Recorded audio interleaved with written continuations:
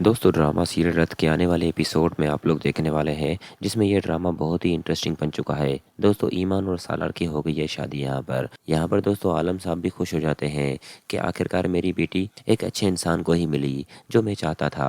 दोस्तों पहले तो वो काफ़ी नाराज़ होते हैं, लेकिन जब वो सालार और ईमान को एक साथ खुश देखते हैं तो दोस्तों उन दोनों को माफ़ कर देते हैं।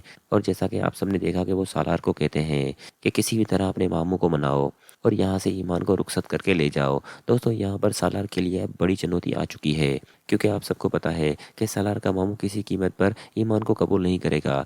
लेकिन दोस्तों अगले सीन में आपको ये भी दिखाया जाएगा कि सालार अपने मामू से बात करने जाता है और उसे कहेगा कि मामू मैंने शादी कर ली है, वो भी आलम साहब की बेटी ईमान से। तो दोस्तों यहाँ पर उसका मामू बहुत आग बगोला हो जाएगा और बहुत गुस्से की हालत में उसे कहेगा कि मैंने कभी नहीं सोचा था कि तुम मेरी गैर मौजूदगी में यह हरकत करोगे।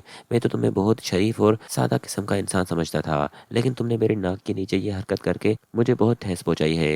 मैं तुम्हें कभी माफ़ नहीं करूंगा। लेकिन यहाँ पर सालार उसे कहता है कि मामू जान, बस आप एक दफ़ा मेरी बात सुन ले, उसके बाद जो फैसला आपको करना हो आप कर लेना। लेकिन मैं ईमान से बहुत मोहब्बत करता हूँ, क्योंकि ईमान ऐसी नहीं है। आपको शायद कोई गलतफहमी हुई है। आप पहले भी आलम साहब के घर गए थे, उन लोगों को बहुत बेइज्जत किया। मैंने आलम साहब को किसी तरह समझा दिया है। अब आपकी बारी है, आप भी समझ जाएं और ईमान को कबूल कर लें। वो अब मेरी बीवी बन चुकी है। इस घर में जितनी मेरी जगह है उतनी ही ईमान की है। आपको ईमान को कबूल करना होगा। यहाँ पर दोस्तों उसका मामू किसी कीमत पर ईमान को कबूल नहीं करेगा और उसे बस कह देता है कि तलाक के पेपर रेडी करवा देता हूँ और तुम बस उसे तलाक दे दो, क्योंकि मैं नहीं चाहता कि इस लड़की के कदम भी हमारे घर पे पड़े। क्योंकि तुम्हारी शादी के साथ इन लोगों ने खेला है। तुम्हारी प्रॉपर्टी की वजह से ही ईमान ने तुमसे शादी की है और कोई वजह नहीं हो सकती। क्योंकि मैं आलम साहब से पहली मुलाकात में जब मिला था तो उनकी आंखों में एक लालच देखी थी। हालांकि दोस्तों आप सबको पता है ना आलम साहब ऐसे हैं और ना ही ईमान, लेकिन लेक साहब बस सालार से मोहब्बत की वजह से ये सारी बातें करता है कि कहीं सालार को कोई धोखा ना मिले और उसे कोई तकलीफ ना हो।